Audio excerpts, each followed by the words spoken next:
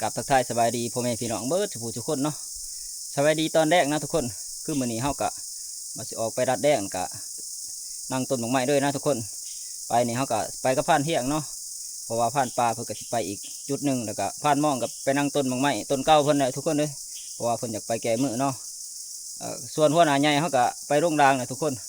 ไปกับผ่านใหม่มา2 คนเนาะที่เพิ่นมาเสริมทัพนำและมีแต่ว่าไปดูดน้ำกันอีกที่หนึ่ง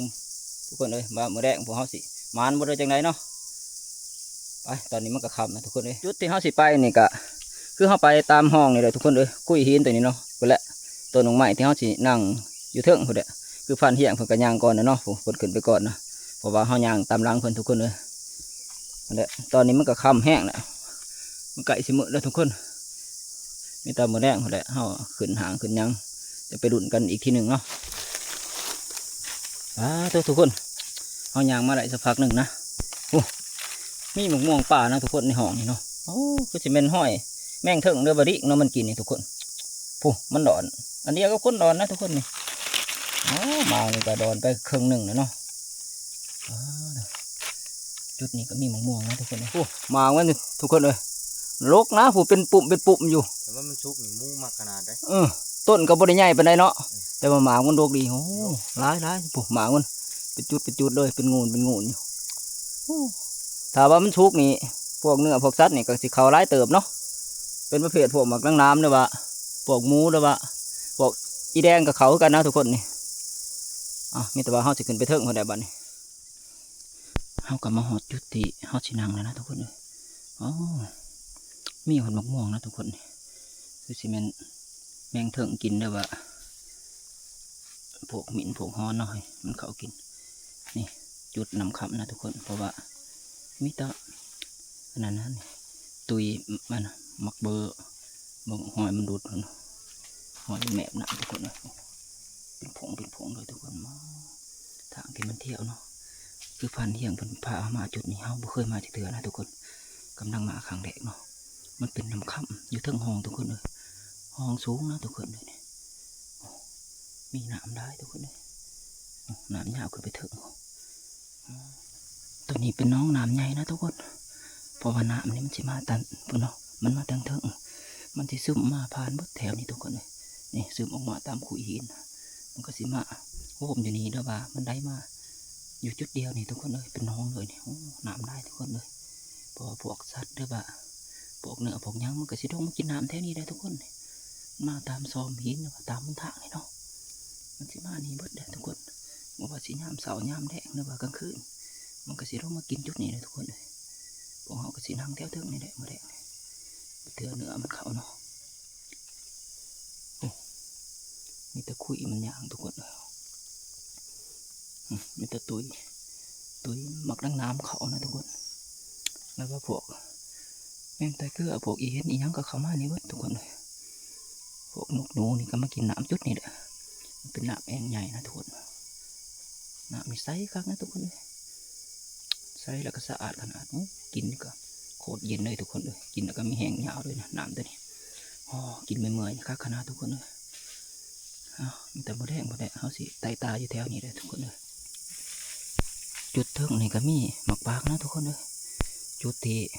มันอยู่เทิงอันนั้นบ่อน้ำขับนี่เนาะกำลังสุกทุกคนเนาะมีแต่ห้อยหมักกระหอบด้วย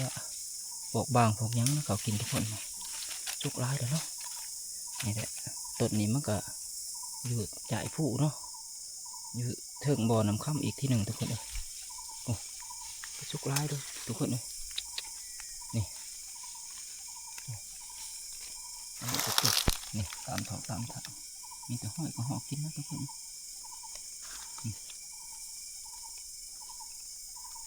ต้นนี้ก็ต้นใหญ่พอสมควรเติมนะทุกคนแต่บูว่ามาแดงนี่มันจะเขาดูบ่เนาะบอกกลางน้ำเลยว่าพวกเนื้อพวกย่างเนี่ยทุกคนห้อยก็หอกกินทุกคนเลยนี่มันโขบมันกัดกินนะแต่มันจะกินโบเบิดมาทุกคนนี่มีแต่ห้อยก็หอกกินเนาะนี่มันกัดประมาณนี้นะโดนเกินถีบนะแถวนี้ทุกคนนี่พี่ ปางนี่ก็บ่บานปานใดเนาะออกสมๆมันบานนะทุกคนพอดีแบบว่าพวกสัตว์พวกนั้นมันมักดีเนาะตอนนี้ก็ใกล้สิค่ำแล้วทุกคนนะเดี๋ยวสิหานั่งแถวนี้แหละทางเบิ่งรหัสมันเนาะว่ามื้อแดงมันสิเข้าอยู่บ่เนาะเฮามาหอดจุดต้นมักเลยใกล้เลยทุกคนเลยอ๋อทุกมันโดนหลายนะทุกคนห้อยมักเบอร์โดนไหนมันเนาะหรือว่าพวกงูพวกหยังนี่อ๋อตัวนี้ทุกคนไหนมันนี่ห้อยมันหย่ำเปลือกมันมักเบอร์กับเขาทุกคนเลยพวกหมอกนั่งหนองนั่งน้ำกับเขามันเป็นซ้อมทางมันเที่ยวด้วยนะผมอ๋อตัวแต่บัดเทียบนะทุกคนมันเขาแทนเลยก็มักด้วยใจเนาะนี่ไอ้ให้มันนอนเฉพาะจุดนี้ลานะทุกคนผมนี่ตอนนี้ในมันเบื่อร้อนนิดเนาะนี่ในนี่มันหย่ำจนแตกนะทุกคนเลย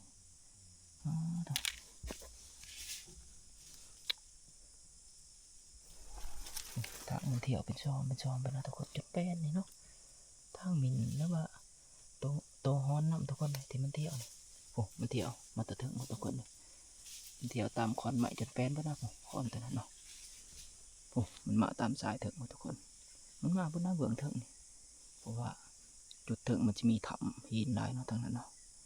มันจะมีมองมันดูคือว่าเลื่อนมันไหนทุกคนเลยโอ้มันเขาเบื้องนี้มันก็เขาเบื้องข้างต้นไม้ใหญ่โอ้มันมาแต่จุดนั้นทุกคนเขาก็ผูกอูเรียบร้อยนะทุกคนเลยพอจุดที่เขาชี้นั่งหางเลยว่าผูกอูมาแล้วนี่คือจุดนี้แหละทุกคนเมื่อยทุกคนเลยกำลังผูกอูเดี๋ยวเนาะคือจุดหมกเบอร์เขานี่กับหมกน้ำเขานะทุกคนจุดนี้เพราะว่ามันต้นหมกเลยไก่เนาะจุดที่มันเขานี่ทุกคนเลยโอ้อูฮะทุกคนเอาผูกแล้วเรียบร้อยเนาะก็สูงพอประมาณนะทุกคนเพราะว่าเวลาหมักน้ำเขาหรือว่าเนื้อเขาเอากระสีได้ซองลงมาเห็นง่ายนะเพราะว่าเบื้องนี้มันแปลนเลยทุกคนเลยว่าเบื้องเทิงมันหกเนาะ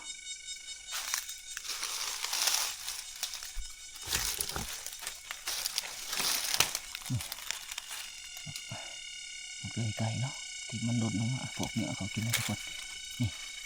หอยเบอร์มันย่างทุกคนเลยมันหลอกกินมันเลยไก่เป็นทางเวลาแถวนี่ทุกคนเลยบอกว่าจะเป็นทางหอนทางหมิ่นหรือว่าทางหมกเบอร์นี่ทุกคนเป็นตุยเลยนะมันย่างแถวแต่มันเขามาแดงมันเขาแถวนี่แหละนี่แต่ว่าห้องขึ้นไป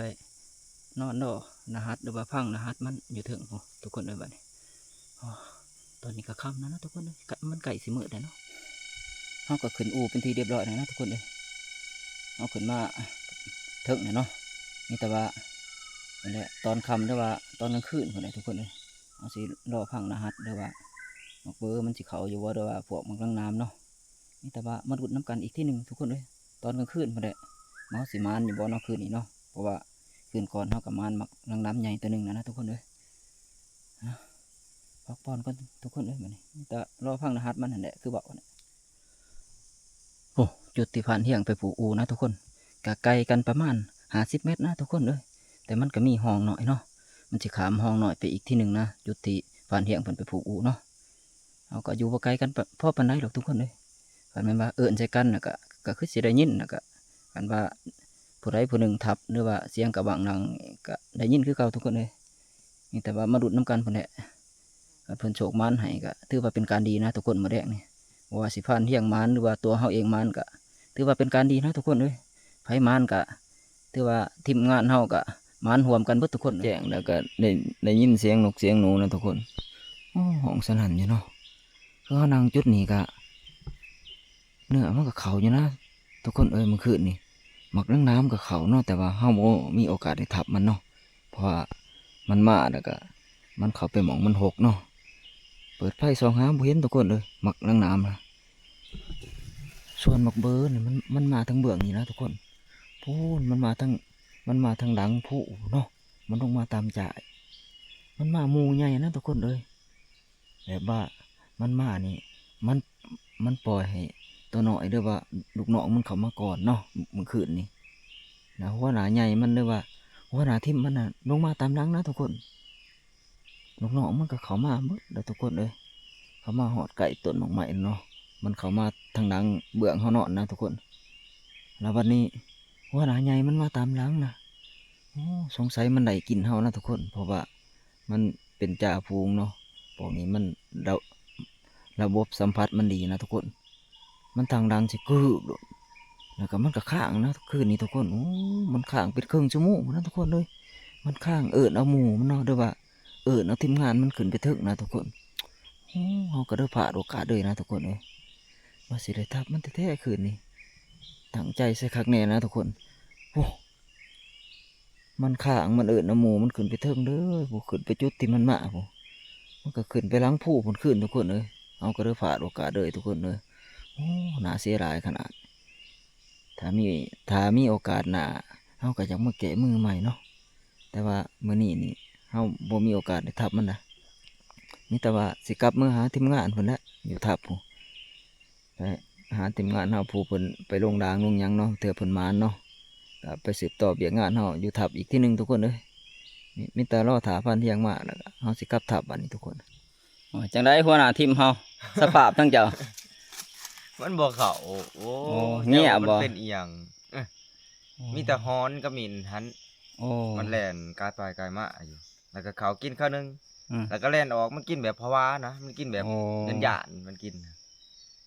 แล้วมันก็ออกมัน แบบว่ามันเข้าไว้มันเผาออกไว้เนาะ พอก็บ่ทับ อืม ของอยากทับบักว่าผุนลายกลัว เออ มื้อนี้นั่งจะได้กับบ่มานั่งจะได้กับบ่มาหัวอยากนอนได้นี่ อืม มานอนบางคอนสิแจ้งนี่ก็แล้วสาดเลยบาดนี่โอ้ย ทั้งข่อยหั้นก็เขาอันนั้นตัวหอนแล้วก็มักน้ำใหญ่ก็เขามาช่วงใกล้สิประมาณบ่ายโมงมักเบ้อเขามากลุ่มมักใหญ่มันโอ้ข่อยก็ยังหน่ายมันเข้ามาแล้วก็มันลงมาใกล้สิฮอดต้นมักไม้แล้วแหละแต่ว่ามันมีหัวหน้ามันลงมาตามดังนะสิแม่นมันถือกินข่อยมันทางดังบัดหนึงน่ะมันก็ข้างกับหมู่มันโอ้เกือบชั่วโมงหนึงผมมันข้างกับหมู่มันรังสนั่นเลยนะแถวเขตนี่โอ้ข่อยก็จนบ่จักหลายสิเฮ็ดข่อยว่าแต่เสียดาย มันเป็นจ่าย เออ เขามีขอเสียเขานั่ง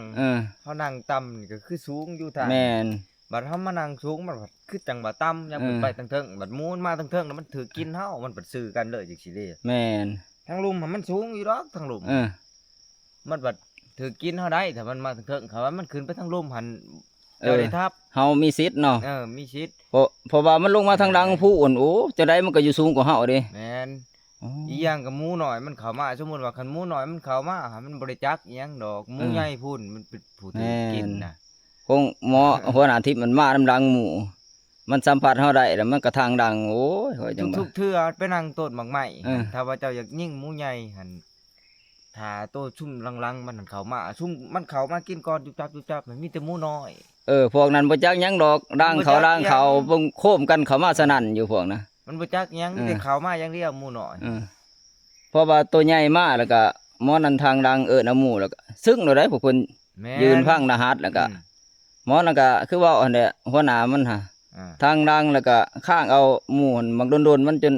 ได้ปบขึ้นไปถึงผลน้ำกันเบิดเลย หมูใหญ่แหละมันข้างเอาหมูมันถึงกินแล้วอยู่เทิงพูนมันมาว่าท่านหอดมันมีไว้พริบดีหมูใหญ่น่ะเนี่ยนั่นได้ คือสิมักถอกใหญ่เขาว่าลอยไปโลบ่ดูดแล้วเขาว่าเบิ่งลักษณะเพิ่นข้อยก็ดุดอยู่ มันเข้าเจ้าก้อนนี่ดอกมันยังบ่ไปหาต้นข่อยเนาะ สิแม่นนั่นแหละ ต้นเจ้าแสดงว่าหมูบ่เขาด้วยเนาะ มันบ่เข้าเลยมันเขตเดียวกันเด้มันกินต้นนี่แล้วมันเลาะกินเลยนี่3ต้น4ต้นมันกินแล้วต้นนึงมันก็เลาะเลยถ้าว่าบ่มีคนได้ โอ้แนวนั้น ถ้ามัน เนาะ รู้สึกว่ามันมีคนถือรบกวนอยู่นี่แล้วมันหูแล้วมันไปเลย แล้วต้นอื่นก็บ่เขาอีกเนาะ บ่เข้า คือแม่นจังไดมันก็แม่นไปเลยแล้วเนาะกลับคืนมาซั่นซะโอ้ อาจสิเป็นมือใหม่พุ่นแหละมันมา แม่นอาจสิแนวนั้นเอาก็มาฮอดทับแล้วทุกคนเอ้ยทีมงานเฮาก็มาบ่ทันครบกันดอกเนาะมีแต่เฮากับผ่านเที่ยงนี่มาก่อน ส่วนผ่านป่ากับผ่านหม้อก็บ่ทันมาหัวหน้าใหญ่กับทีมงานอีก2คนก็ยังไปกูรางนะทุกคนก็ยังบ่ทันมาเนาะมีแต่ว่ารอฟังหมู่เพิ่นมาเพิ่นได้บ่เทื่อผ่านป่าหรือผ่านหม้องมานหรือว่าหัวหน้าใหญ่เพิ่นอาจก็สิมานป่าเนาะเพราะว่าเพิ่นไปโรงรางทุกคนเลยส่วนพญาจอยนี่ก็นึ่งเขานะทุกคนเอ้ยเบียกงานเพิ่นน่ะเนาะ ขวดนึง โอ้นึ่งแล้วขวดหนึงบ่ยังอีกขวดหนึงเนาะโอ้เป็นจะได้คืนนี่นอนรับพันดีอยู่บ่ คือในประมาณเฮ็ดเวียกก็12 โมง โอ้12 โมงบ่เพื่อได้เอาเวียกค่ะ คั่วปลา คั่วปลาขึ้นหาดน้อยเนาะ ก็ไปย่างตอน10 โมงก็ขึ้น โอ้พอดีพวกเพิ่นมา10 โมงเนาะเราถ่ายทีมงานเข้ามาอีกทีหนึ่งทุกคนเลยนี่ปลาที่ทีมงานเพิ่นมาขึ้นนี่เนาะทุกคนคือหัวหน้าใหญ่กับทีมงานเพิ่นไปใส่รางนี่ทุกคนเลยปลาส่วนนี้ก็ถือว่าก็ได้พอสมควรเนาะแต่ก็บ่ได้ปานใดก็เกือบเต็มหาดหน่อยนะทุกคนก็กำลังเริ่มแห้งเริ่มมั้งนี่ปลาใหญ่เพิ่นก็ได้ตัวหนึงนะทุกคนปลานวลจันทร์เนาะตัวนี้คือจะเป็นเนื้อมันน้ำที่เฮามานขึ้นนี่เลยทุกคนเลยขึ้นก่อนนี่เนาะที่เฮาทับไหลโอ้ลายนะทุกคนเลยเกือบเพิ่งกระสอบเลยเนาะแต่ว่ามันกับตัวใหญ่สมควรเติบแห้งคักนะทุกคนเลยทีมงานเราก็อาศัยกระสอบใบเรียบร้อยเนาะกับปลาส่วนที่หัวหน้าใหญ่เพิ่นไปลงดางมือก่อนเนาะนี่ก็ได้อยู่ประมาณครึ่งถังหน่อยนะถ้ามันแห้งทุกคนเลยเพราะว่าตอนมันเปียกก็ประมาณเต็มถังเนาะ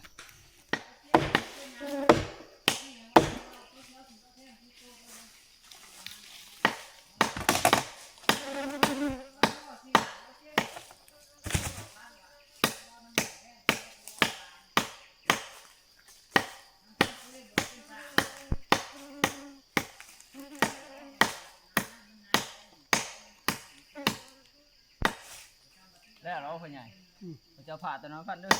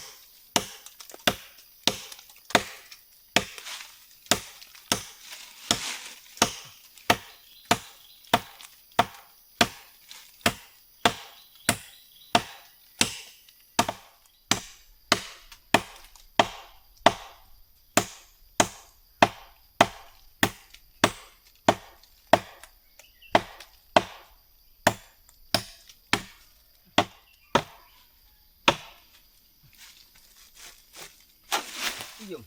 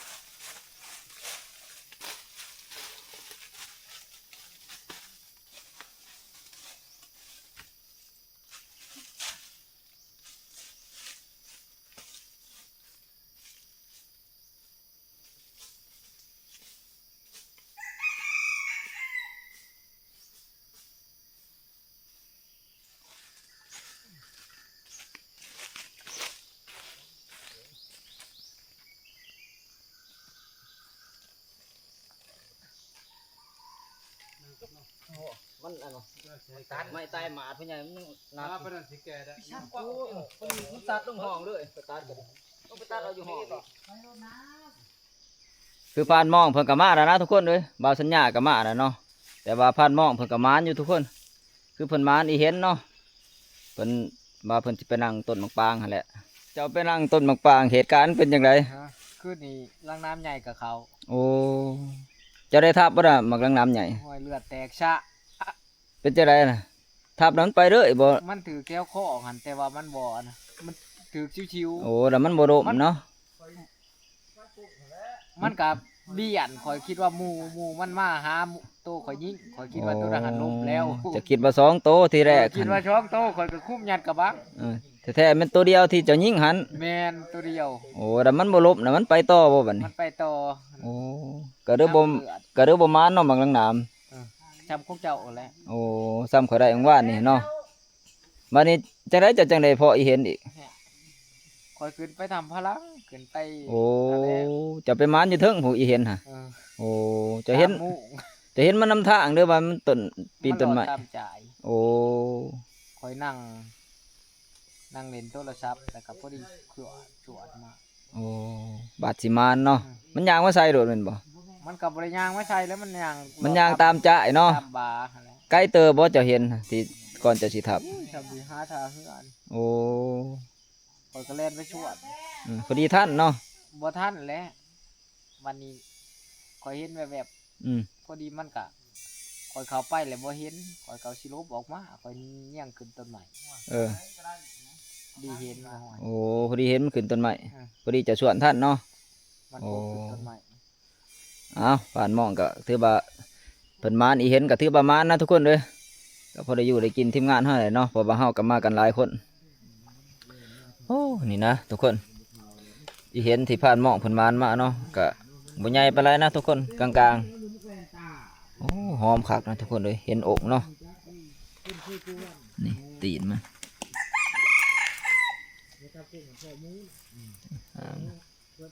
ไปแล้ว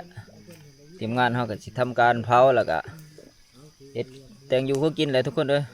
สิได้กินหลังกรอบอีเห็นน่ะบาดนี้ผ่านหมองเพิ่นมานมาเนาะบรรยากาศชายน้ำลำเสก็สิประมาณนี้แหละทุกคนเด้อน้ำก็ใสดีอยู่เนาะโอ้เงียบสงัดนะตอนนี้ก็มันก็ใกล้สิ11 โมงแล้วโอ้ตู่จอยเฮานี่ก็ขยันขนาดมาข่อยสิซอยอยู่โอ้อยู่น้ำจะทั่วซักทั่วสิอ้าวซอยกันพอได้แต่เรานี่แหละตักน้ำหนึ่งข้าวสู้กินสู้ทีมงานเฮาเนาะแล้วก็เฮ็ดจนบ่ได้อยู่ได้เช้าไป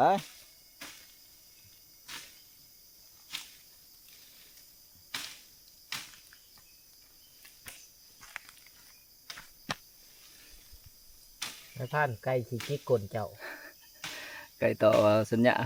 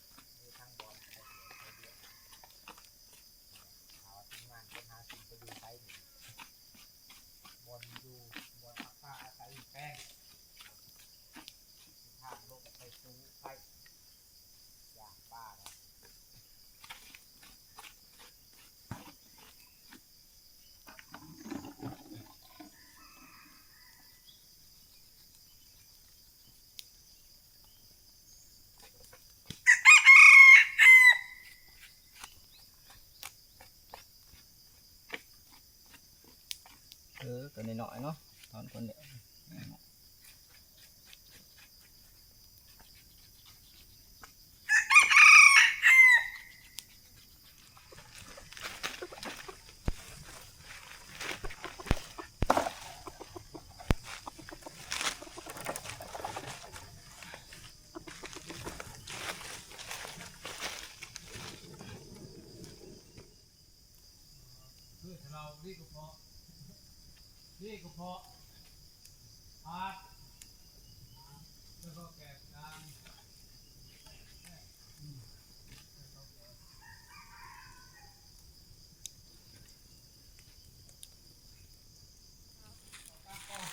มาทุกคนกินนังกรอบน้ำกันนี่นังกรอบอีเห็นโอ้คักอะดี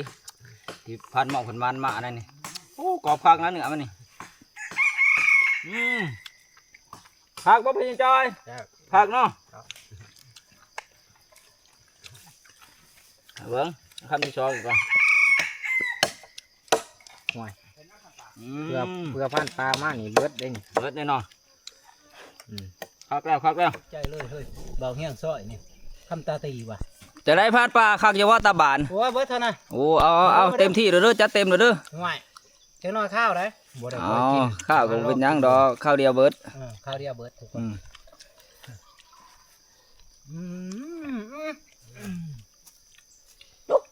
แซ่บอยู่บ่แซ่บเจ้าน้อยคนนี้ขี้แห่ได้บ่วง พันมองเอาดูจากบาทตะบานอีเห็นเอาเลยเอาละเบิดเท่านั้นทุกคน หัวตับ มันใหม่เลยนะนี่เฮ้ยมันใหม่เลย ลงหัวตี เอาตับลง เอาสัญญาตาบานจักหวา ตะบานบาทสุดท้าย จะได้คักบ่สัญญาโอ้ตีโอ้ ได้ ตีตะเบิกใส่พานหม้อก รอบนอกนุ่มในเนาะคักแล้วทีมงานเนาะกินตาบาน คือ ส บ่ นั่น ว่า เล ใคร ย แน่ใครแน่แล้วก็คือเสือขึ้นใส่พานหม้อง ใช่แน่ ที่จริงเพิ่นได้กินแล้วใครแน่นะอันนี้ มาแล้ว โอ้หัวหน้าแว่นเฮามาแล้วทุก ที ค ม น งานทำมาแล้วบาทนี้ แว่นหัวหน้ามาแล้วเด้อกินน้ำกรอบเด้อ ทั้งแสบทั้งเผ็ดเนาะ ผักเราเรียกขับได้พันมองเบิ้ง ก้อย จากบาท ก็เหลือมันจังไง พันเฮียงเอาบ่จากบาทพันเฮียง ทีมงานเฮาไปโรงดางกันมาแล้วนะทุกคนพวกเพิ่นพวกหัวหน้าใหญ่เพิ่นเนาะเพิ่นประมาณอยู่จะได้ล่ะเพิ่นยายจอยปูปลาหน้าหนามเฮาเป็นจังไดล่ะโอ้มาอยู่ทุกคนปูโบ้ถูเต็มหม้องเลยนะทุกคนโอ้ถือประมาณพอสมควรเนาะทีมงานเฮาโอ้โอ้ถูโอ้มีแต่ปลาคักแล้วหวานนี่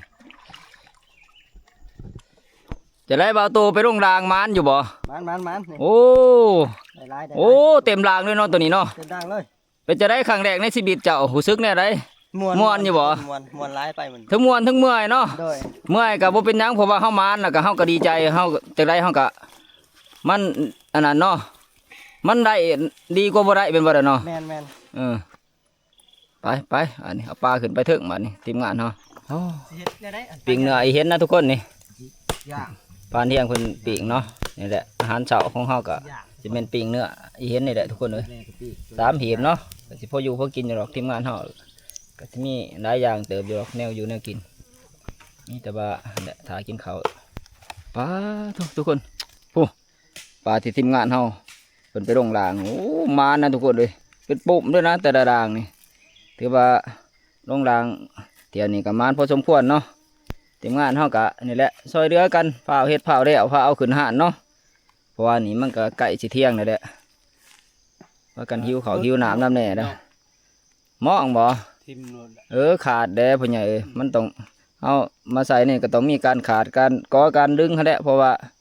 เวลามันก่อมันยังเขาก็บ่ได้หมดเอาเด้มีแต่ดึงอย่างเดียวเด้เนาะ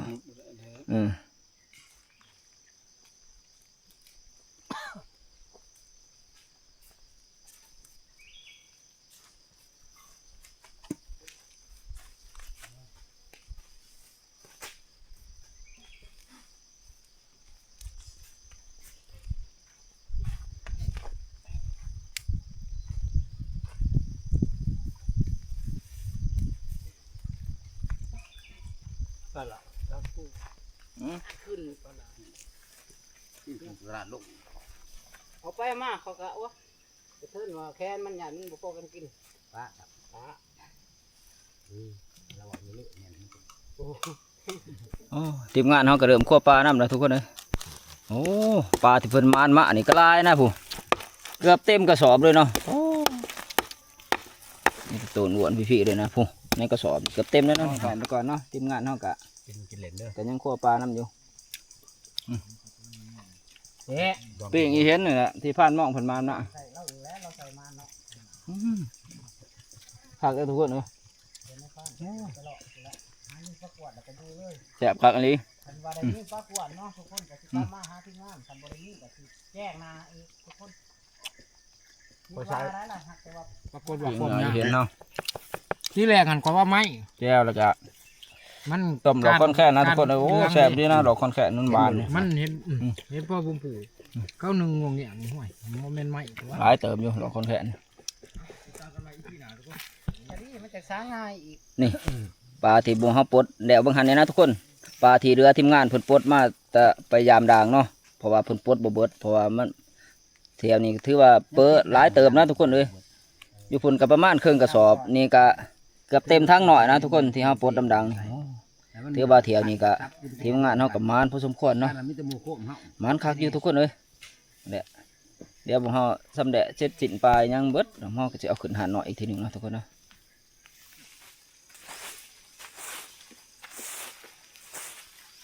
เขาสิอย่าห่วมจะเจาะพอบ่อย่าห่วมบ่ บายโอ้ผ่านป่าเพิ่นก็ดึงคักเติมเลยนี่ ว้าย รุดรัวๆเด้อไปต่อเนาะถือว่าโอ้ ตัวได้มันกองก็ฉี ทีมงานเฮานี่ สีบ่ได้ยันมันบานมันก็ผ่าตัดเลยนะขอ ข้าวเฮ็ดข้าวได้อันนี้เพราะว่า แหม่ อี อี กบ่เกิน2ชั่วโมงก็ได้เวลาไปลุกนี่เนาะ นี่ อืม บ่เกิน2ชั่วโมงคันมันแล้วเฮาก็ได้พักผ่อน แม่น ไปกลัวสิบ่ได้พักผ่อนหั่น ซอยกันคนละไม้ เอ ละมือ อแน่นี่เฮาบ่มี มี เวียก แล้วความคิดความใจ กั กัน นเฮ็ดอิหยังก็แล้วไปเบิด เออกันแล้วไว้เฮาก็ได้พักผ่อนไว้แล้วซ่าก็ได้พักผ่อนซ่าเพ้อๆบ่ได้ใส่แต่ก็บ่ได้ขึ้นห้านนี่นี่พอสีกับสีโลดเฮาก็บ่ได้ซื้อแน่จังหน่อย เราคือทีมแกอยู่นี่เด้อ ซาแล้วแหละบ่แม่นสิได้เว้าเล่าปากมือสีตีนยันโลดทั้งนั้น ท่านขาคุณหันเด้อ ไม่ใช่นั่นเด้อ แล้วไปห้าม ใช่เมียว่ามองทำมาเห็นมาหน่อยเดียวหัวจีคิมขอน่ะบ่แอบว่านะพ่อแน่ลูก มากินข้าวรอบ2บาทนี่ลาบปลาเฮาอย่าปั่นทุนเนาะบัดนี้เอา แม่นเด้ กินมันดีมแล้วบาทนี้ กินแล้ว กินมันดีมแล้วพ่อใหญ่จอย เอา เอาผู้มากลาบปลาค่ะ ไปโลด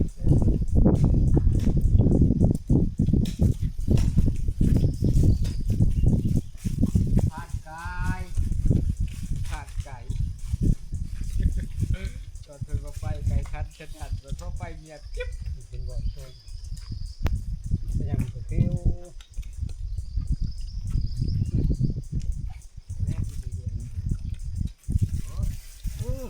ปากบ่ตบหมัก3ถาด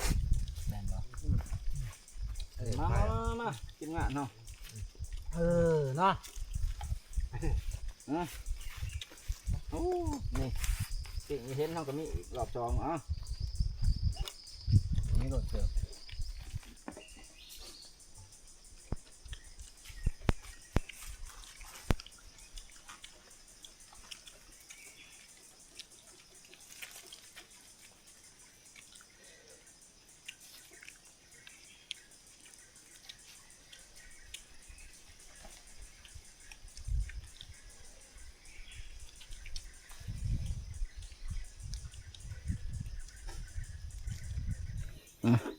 กินข้าวกินน้ำแล้วทีมงานเฮากับพากันควบปูควบปลาทุกคนเลยจนเกือบแล้วได้ยังน้อยเดียวเนาะยังแต่ภาคส่วนสมขี่ปลานะพานเที่ยงเพิ่นกำลังดำเนินการต่อเนาะอยู่ปลาเฮาก็เอาขึ้นหานเกือบเบิดแล้วทุกคนเลยก็สิได้ประมาณนี้แหละเพราะว่าปลาที่หัวหน้าใหญ่เพิ่นไปลงรางวะนี่เนาะก็ได้พออยู่พอกินอยู่ทุกคนเลยพอดีเต็มหานเลยนะนี่เป็นจอยแล้วก็ยังกำลังเอาขึ้นหานน้ำก็มีไก่สิเบิดแหละยังเหลือบ่เกิน10ตัวหรอกอยู่ในกระถางนั่นเนาะส่วนตัวนั้นเป็นเนื้ออีเห็นนะที่ผ่านมองผลมานมาเมื่อเสาร์ทุกคนเลยเพราะว่าหลังจากที่เฮาขั่วแล้วเฮาก็ทำการปิ้งเนื้อเฮ็ดอาหารการกินเฮาก็เดือประมาณนี้ทุกคนเพราะมันก็โตมันใหญ่ปานใดเนาะก็รวมๆก็สิประมาณนี้แหละอาหารการกินที่เฮาได้มาเมื่อคืนนี้กับมื้อเช้านะทุกคนปลาก็ถือว่าหลายๆเติมนะจะเต็มหานเบิดเดี๋ยวพากันพวกเฮาก็สิพากันพักผ่อนกันทุกคนบัดนี้ จักเล็กจักน้อยเด้อพากันวางแผนกันต่อรอบ่ไผสิเอาจะได้เนาะบางคนก็สิไปลงดางคือเก่าแล้วก็นั่งต้นหมากไม้เดี๋ยวว่าไปลองเรือมื้อแรงว่าสิมีการลองเรือเลยทุกคนเอ้ยเฮาก็บ่อยากไปลองเรืออยู่เนาะไต่ตาลองเรือมีแต่ว่ามื้อแรงจังว่ากันใหม่อีกทีหนึงทุกคนเอ้ยส่วนชมขี่ปลาเนาะปลาเที่ยงเพิ่นก็ได้รับอาสาเฮ็ดเองนะทุกคนเอ้ย เป็นงานถนัดของเพิ่นก็ว่าแม่นแล้วก็คนอื่นก็เฮ็ดบ่ค่อยเป็นดอกมีแต่เพิ่นนี่แหละงานตัวนี้เพิ่นถนัดนี่เนาะ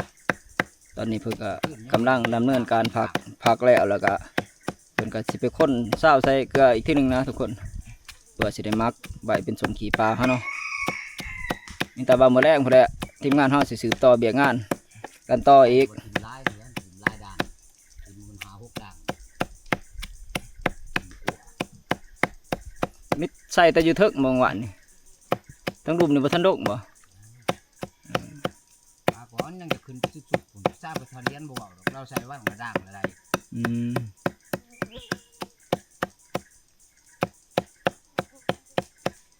บ่ทันฮอดบ่วางไถเหือบ นน่ะกวนหอดแล้วหอดทางประสันพอดี โอ้กำลังไปหอดหางมันแต่บ่ทันขึ้นไปหอดเทิงเนาะ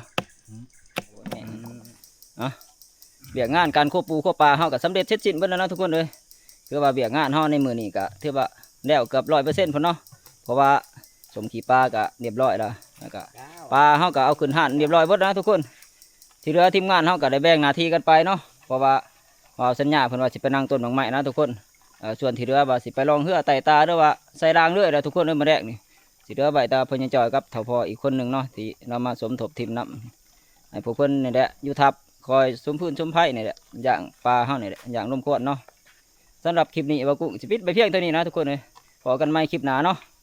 แต่ก่อนสิอำลาพาจากกันก็อย่าลืมกดไลค์กดแชร์กดติดตามช่องบ่าวกุ้งคนหากินนะทุกคนเพื่อเป็นกำลังใจให้เฮาเฮ็ดคลิปใหม่ๆต่อไปเนาะ